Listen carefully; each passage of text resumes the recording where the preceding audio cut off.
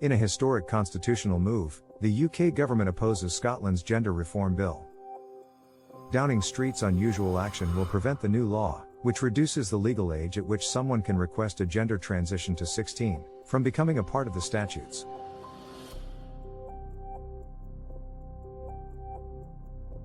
Nicola Sturgeon has referred to the UK government's unprecedented involvement as a full frontal attack on the Scottish Parliament for blocking Scotland's gender equality bill.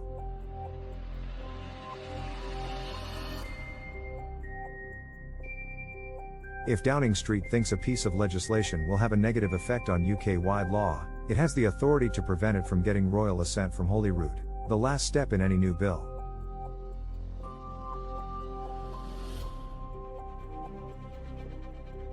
Scotland's Secretary Alister Jack has confirmed that he will lay a Section 35 order at Westminster on Tuesday to prevent the legislation being sent to the King for royal assent.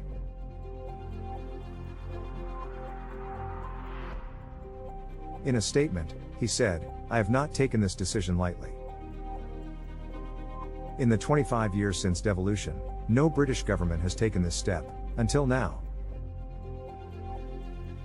In a tweet posted in response to Mr. Jack's announcement, the First Minister said, "This is a full frontal attack on our democratically elected Scottish Parliament and its ability to make its own decisions on devolved matters."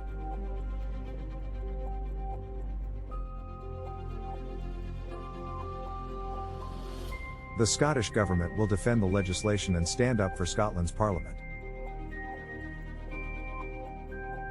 If this Westminster veto succeeds, it will be first of many.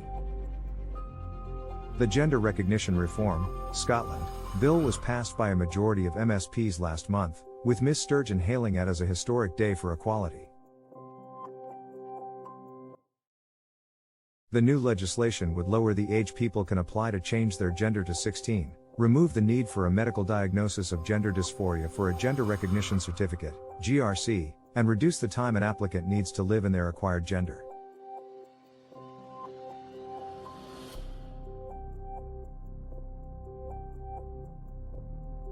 But while the bill has been welcomed by equality campaigners, UK ministers fear it may lead to gender tourism and that people who change gender in Scotland would have a different legal gender when they are in the rest of the UK.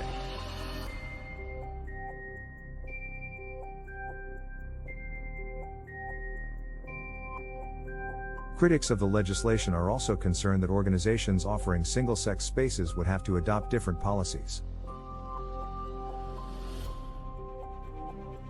Announcing the move to block the gender reform bill, Mr. Jack said, "I have decided to make an order under Section 35 of the Scotland Act 1998, preventing the Scottish Parliament's Gender Recognition Reform, Scotland, bill from proceeding to royal assent."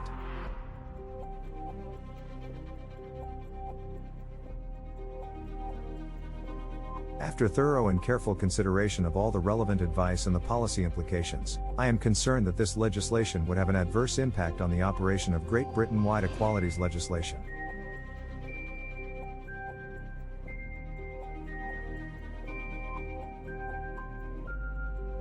Transgender people who are going through the process to change their legal sex deserve our respect, support and understanding.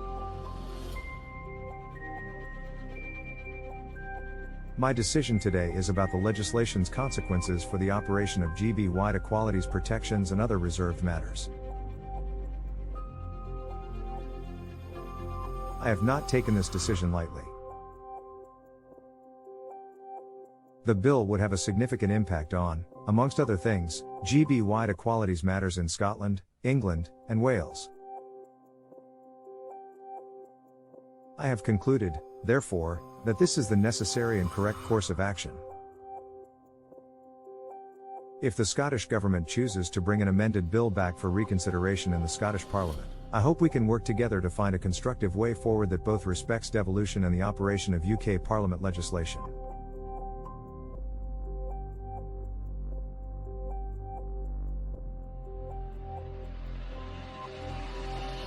I have written today to the First Minister and the Scottish Parliament's presiding officer informing them of my decision. Earlier today, Ms. Sturgeon said it would be an outrage if the UK government were to block the bill. In a briefing on NHS pressures, she accused UK ministers of using trans people as a political weapon. "In my view, there are no grounds to challenge this legislation," she told reporters. "It is within the competence of the Scottish Parliament. It doesn't affect the operation of the Equality Act, and it was passed by an overwhelming majority of the Scottish Parliament after very lengthy and very intense scrutiny by MSPs of all parties represented in the Parliament."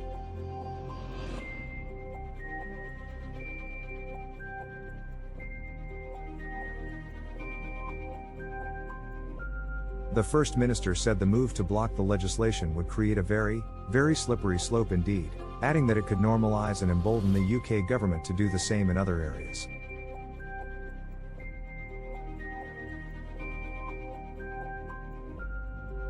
Ms Sturgeon said the Scottish Government would robustly and rigorously and with a very, very high degree of confidence defend the bill.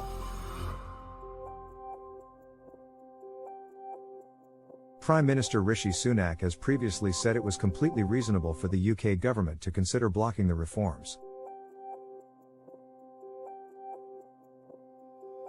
At the weekend, Labour leader Sir Keir Starmer voiced his concerns with the legislation, saying 16 was too young for such a decision to be made. The bill was backed by the Scottish Labour Party, with the exception of 2 MSPs who resigned their frontbench positions to vote against it.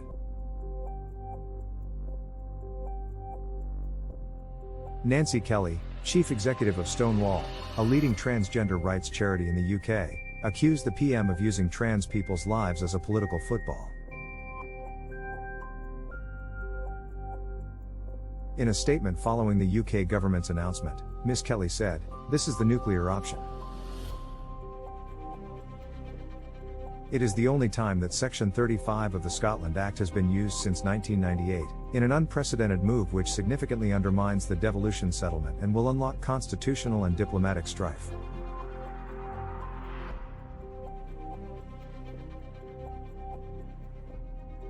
But Scottish Conservatives Equality spokesperson Rachel Hamilton said the UK government was left with little option but to make a Section 35 order after Scottish ministers rushed through the legislation at breakneck speed.